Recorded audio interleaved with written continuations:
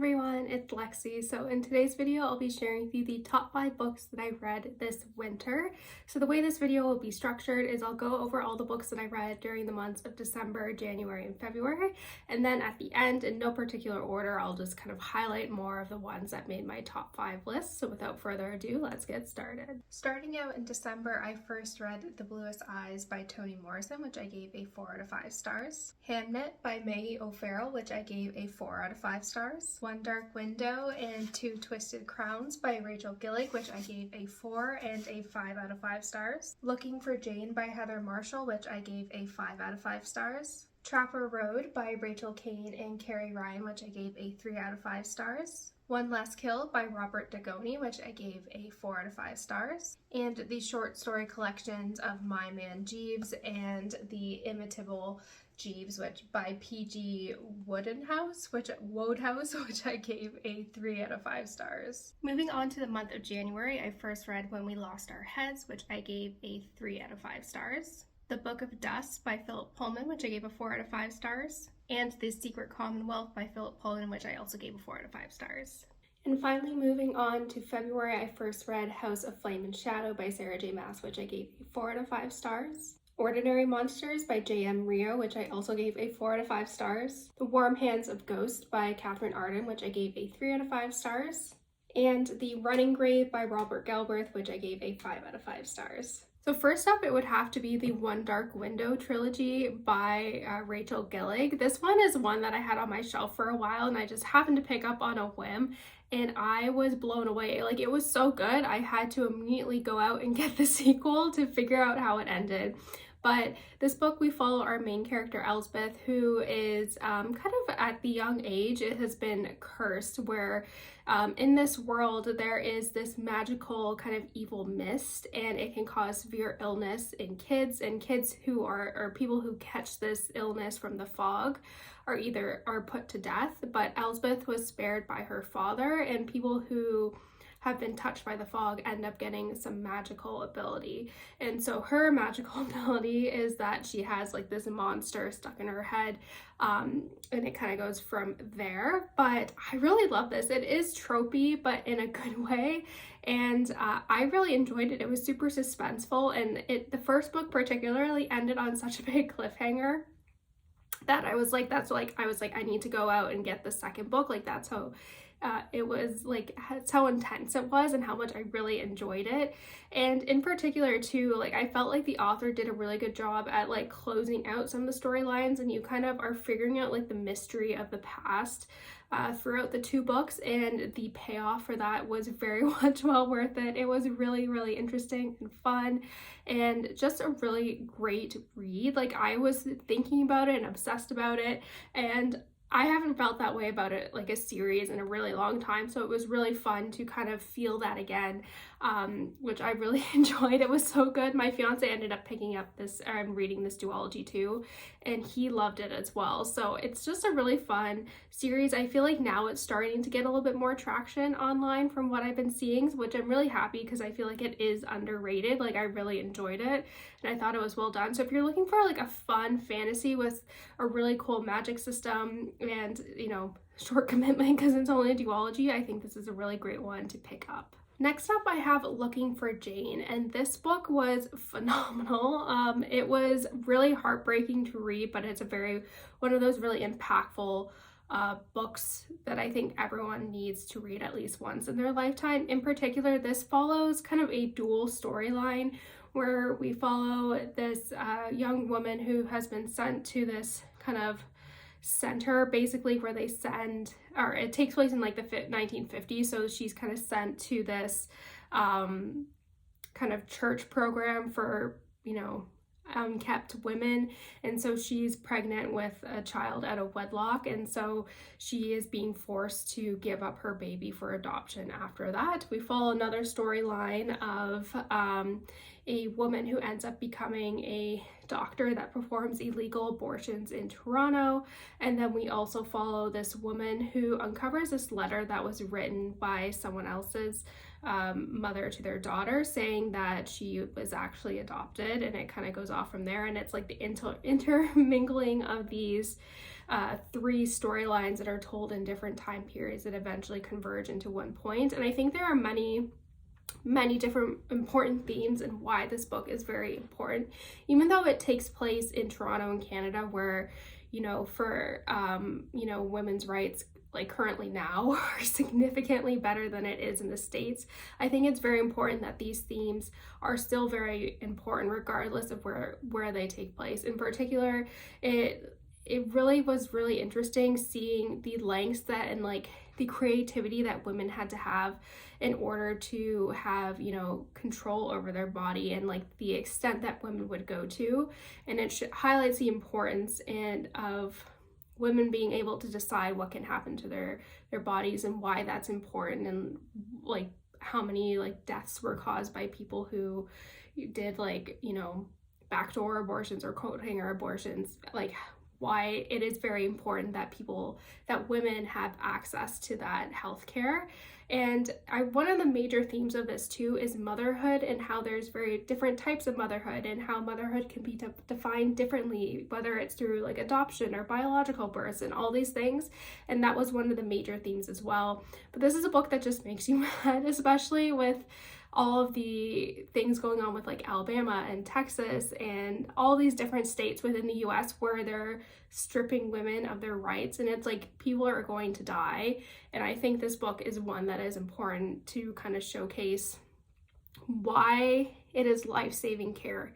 And so this book was phenomenal. I know a few of you in the comments has mentioned that you've read this one and you couldn't put it down, and I'm very happy that I picked it up. It was a really great read, and definitely one that I think everyone needs to read, you know, once in their lifetime. Next up, I have House of Flame and Shadow, which was probably one of my most anticipated books coming out this year. I was so excited to see this sequel finally hit our shelves, and I was so excited. I want to be vague because this is the final book in the trilogy and it kind of interconnects with other ones, so I don't want to give too much away, but this lived up to my expectations. This isn't my favorite trilogy. I don't think I particularly like Bryce as a character as compared to like Feyre. I really love Feyre, but like Bryce, there's just something about her that I don't really like, but I still was really invested in the characters and the plot, and it was really suspenseful. Like I was really invested in this story, and I felt like it was a very good conclusion to this storyline. I'm very intrigued to see how this kind of impacts,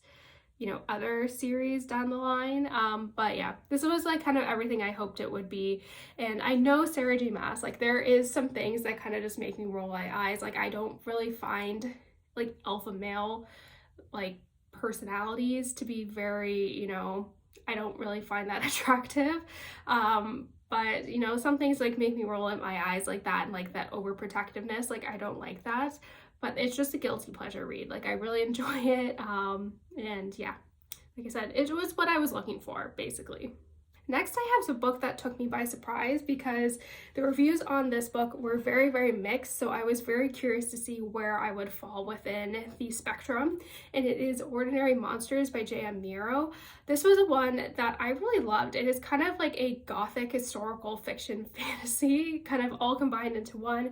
But we follow this school that is recruiting like children that have been reported to have like special powers. Like one person can permanently heal himself and he never has a scar on him despite having a lot of abuse happen to them, or one person can like walk through dreams, those type of things, like these powers. So they're trying to get these kids and bring them to the safe haven that is the school, while there is this evil kind of force that is out trying to get them. And I really like this one. When I kind of read it and I realized I was really enjoying it, I was like, I don't understand why people, like the reviews on this one were so mixed. And I think because a lot of people have read Miss Peregrine's Home for Peculiar Children and they are comparing it to that. And I think, I never read this, but I feel like they're very, very different. But I really enjoyed this. If you're looking for a book that has that historical setting where you're in like mid 1800s US in Edinburgh and London and Tokyo, this book kind of takes you to that places where you get that historical setting. But the mystery aspect in here was really fun. This author does a really good job at really writing like dread and kind of feeling the anxiety and fear that the characters are feeling. Like I was really invested in a lot of the action scenes because I felt like I was in it. I felt that fear and the adrenaline rush that these characters were feeling, and it ended on such a big cliffhanger. I'm very, very excited to see where it kind of goes from here. I really enjoyed this, and like I said, don't be deterred by the mixed reviews. I think if you kind of go in and just experience it as its own entity and don't compare it to other works of art or other books, I think you should be okay. Like I said, I really enjoyed this one, and I definitely will be picking up the sequel when it comes out this fall. And lastly, I have this chonker of a book that is The Running Grave by Robert Galbraith. This is, I think, one of the few books of 2024, I should say, that I gave 5 out of 5 stars, because I think I gave Looking for Jane 5 out of 5 stars. So this was the first 5-star book of 2024, and I really love this one. I feel like this is like a close second to Career of Evil, which is my favorite book in this entire series.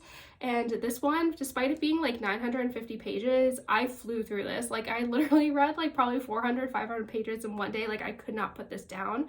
But this follows Strike and Robin, where they're approached by this kind of wealthy family whose son has joined a cult, and they think something's wrong. They can tell from his letters that it doesn't really sound like him, like there's something off. So Robin goes undercover within this religious cult to kind of see if there's anything that they can frame the church on, to kind of, and also to see, or not frame the church, but evidence to collect against the church to show that they are in fact a cult, and then also to see if their son is kind of wavering and if he is kind of questioning being there. And this book was super, super suspenseful. I find religion as a whole to be something very terrifying because of how manipulative it can be and how people will manipulate religion to take advantage of people, and especially when you integrate that cult setting, it is very, very terrifying to me. But yeah, like I said, I could not put this down. I was so excited. I loved this one. I feel like it's back on track because I feel like the last 2 books focused on like transphobia, and then also the criticism that J.K. Rowling got from her transphobia. And this is kind of back on track to the main focus. I felt like there was this big detour just so J.K. Rowling can go on a soapbox. But now we're kind of back to normal. And I really like this. It was super suspenseful. I really was stressed out for Robin a lot of the time, and I really love the mystery. I did not guess who was kind of the person behind everything, which I thought was really good. Like it really took me by surprise, and I'm usually someone who can guess pretty early on who is behind something. But I really enjoyed this one. Like I said, I gave it a 5 out of 5 stars, the first 5 out of 5 star book of the year, and I just loved it. It was really a lot of fun, and this one kind of focuses more on the plot and the mystery, and I feel like it was setting up for the next book to really kind of focus on Strike and Robin's relationship, especially for like a lot of the book they're apart.